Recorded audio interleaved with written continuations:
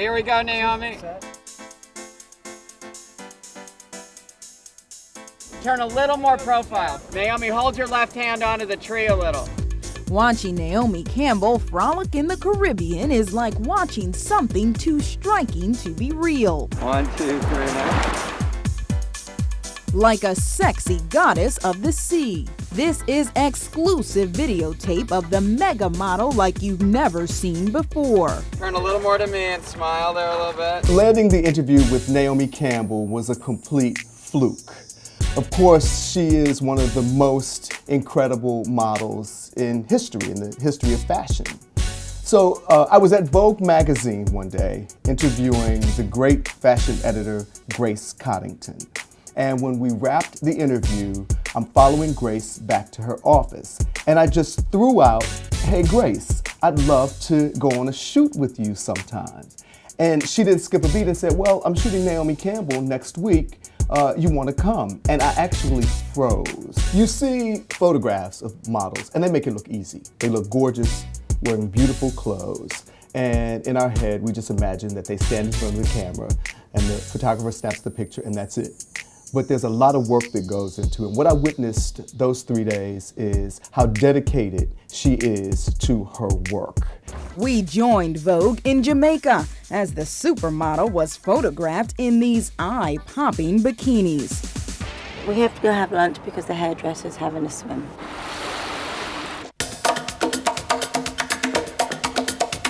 Yeah, that's beautiful. Wait. World-famous photographer Herb Ritz was part of a superstar team that created a magical layout. It's interesting how everything comes together and everyone collaborates to make the picture happen, which is great. The theme, Naomi all alone on an island, looking sensational. She's got it all. She's like, probably they're all gonna kill me, but she's the best model I've ever worked with, ever. They're gonna kill you. Naomi will push it to the limit for just the right shot. And here's something you may not know about her. She can't swim. You have no idea how excited I was. I was excited. I was nervous. I didn't want to be in the way. But of course, always at the beginning of everything is I've got to get the story for Inside Edition. Watching Naomi work is incredible. The way she handles her body.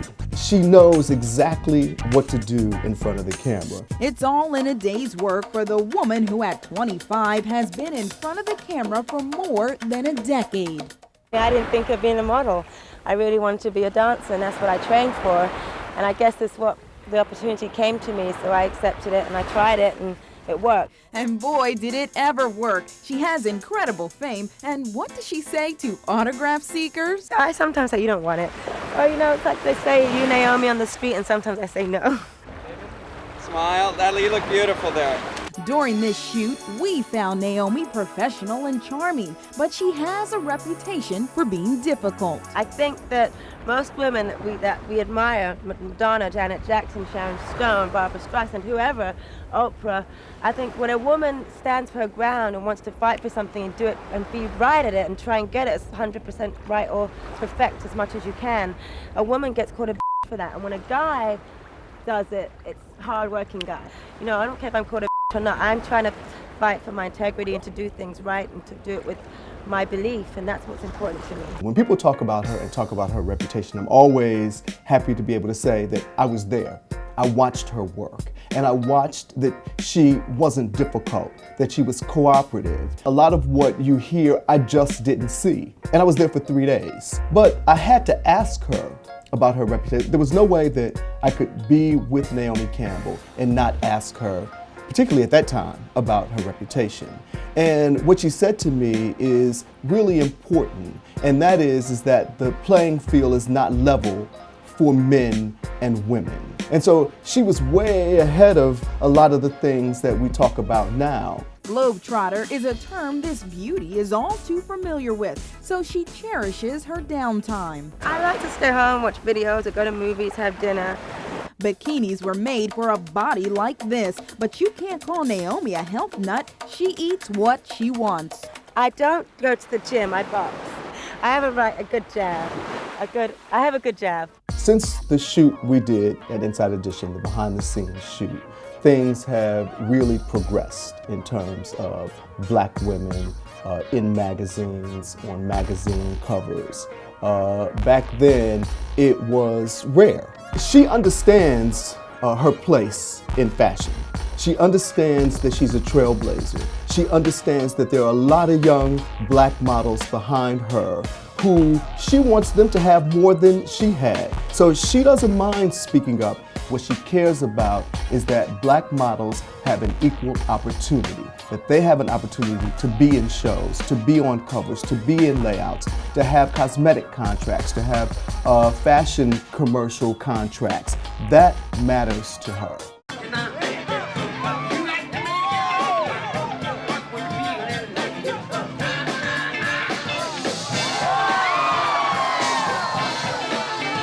So you can imagine how excited I am. I'm about to meet the Godfather of Soul. I think I spoke to 3 or 4 of his press people, and each one of them told me the exact same thing. They said, you must refer to him as Mr. Brown. Do not call him James. And so of course, you know, they put the fear of the Lord in you, and then that's all you're thinking about. That's all you're thinking about as you're about to go meet the Godfather of Soul. Do not call him James Brown. So I'm thinking, as I walk in the room, I've got to call him Mr. Brown.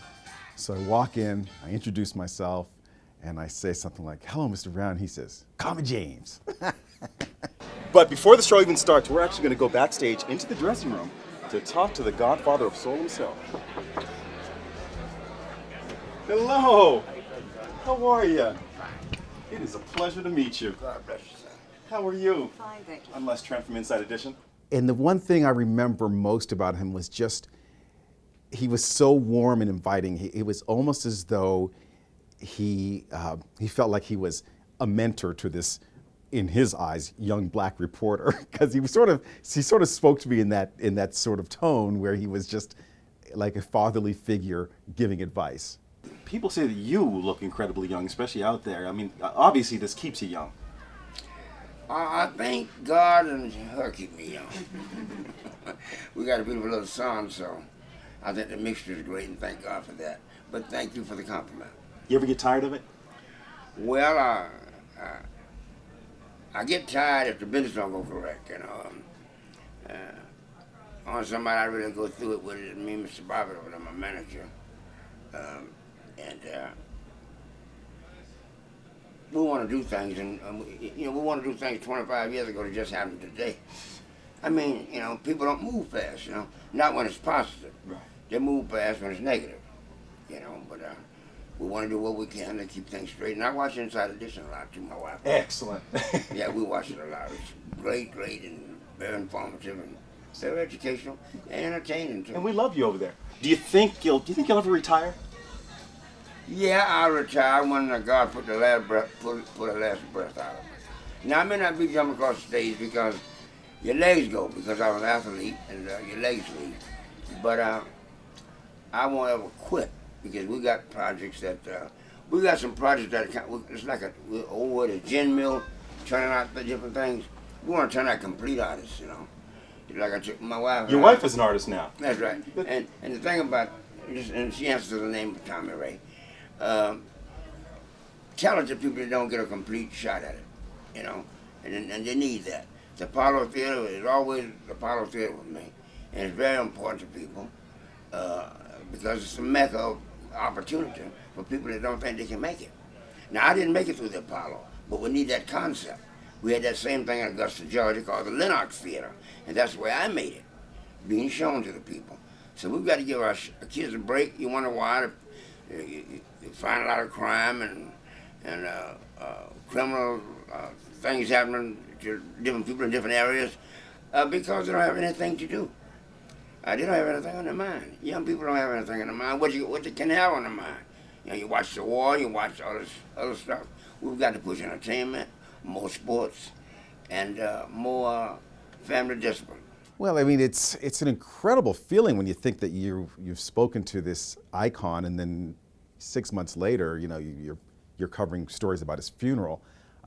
It was sometimes in this job you just pinch yourself. You say, "Wow, I can't believe that that I met this person. I can't believe I was sitting right across from them, and how warm and engaging they were. And it's just, it's you know, it's a bittersweet feeling to meet somebody who is such an icon and then to lose them so soon afterwards. He really was, he was an icon. He was a civil rights leader. He had a message in his music that was empowering for African Americans back in the 60s and 70s, and it was just incredible. You know what, guys, have a great show tonight. It is a pleasure to meet you, sir. Well, I hope you live 200 years, and I live 200 years minus one day. So I never know beautiful people like you and Inside Edition have passed away.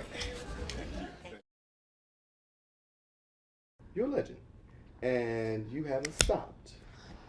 How do you stay current? How do you keep your finger on the pulse of what's happening? And I'll tell you this, you know fashion, you know music, you know what's going on. How do you stay involved? I hope that I do have my finger on that. I'm not sure. I hope so. I think you do. I mean, you know, are you reading magazines? How does Aretha stay current and keep us excited? Growth. It's the growth element. That's what it is. I certainly don't want to be dated by any means, and it's the growth, a constant and evolving growth. So when I got the assignment to interview her, I was both excited and nervous. I was excited because it's the great Aretha Franklin. I was nervous because it was the great Aretha Franklin, but it was incredible. It's one of the greatest interviews I've ever done in my career. She has a very down-home way about her. And I was telling her that my father's from the South and a bit about my mother and how I grew up in Detroit. And she really appreciated it and connected to that. I think she felt that there was a similarity, though she's much older, a similarity in our values. It was a really, really hot day when I interviewed her. And I had heard stories of how she doesn't like to perform in air conditioning, that she likes the room to be basically hot. And the second I walked into the hotel suite, it was burning up. But she looked cool as a cucumber. She was totally relaxed. The most exciting thing musically to me right now is my new album that's coming out in January. It's going to be produced by Jimmy Jam and Terry Lewis, and a few cuts I'm going to produce myself. Burt Bacharach has some things in it, and other writers from Detroit have one or two things in there. But the music, it's just the music that I love so much. And it sounds like, from what you're telling me, listening to people, that it's a real melting pot. It's a cool mix. Yes, it is. You've got a buffet and a plethora of good music. What I really found generous and kind of Aretha is how she complimented Kelly Clarkson, a contestant on American Idol. Aretha thought that she was great. She loved her voice, she loved her performance style, and she basically predicted that she would be a star. Kelly, I think, certainly has the potential to be a very enduring and established artist and a favorite. She had a combination of things. She is a very likable personality, and I like that. And of course, she's a very good singer, and the song selection was great. And she just kind of impressed me as someone that Broadway might be calling, and or a pop recording artist. That was the way she impressed me, really. If Aretha Franklin, who has seen them all, says that you're a great singer and you're bound for greatness, you can basically take it to the bank. Aretha thought Justin Guarini was really charming. She thought he had that special something that makes young girls swoon. Justin is a crowd pleaser. If I were the age of the little girls, I might have been squealing and screaming myself. But I just thought he was really cute. He had a lot of class, and would love for him to open for me sometime. And does he know that? I don't think so. When Aretha Franklin died, I was heartbroken on two accounts. That she is one of the greatest singers ever. So that was sad. But also, Aretha Franklin is Detroit. Her soul is in Detroit. And she's a homegrown girl. And so the city really was devastated by her passing. Aretha Franklin had the opportunity in her career to live anywhere in the world, but she chose to always maintain Detroit as her home.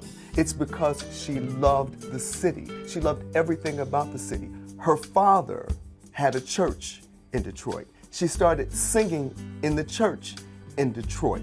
Her family was in Detroit.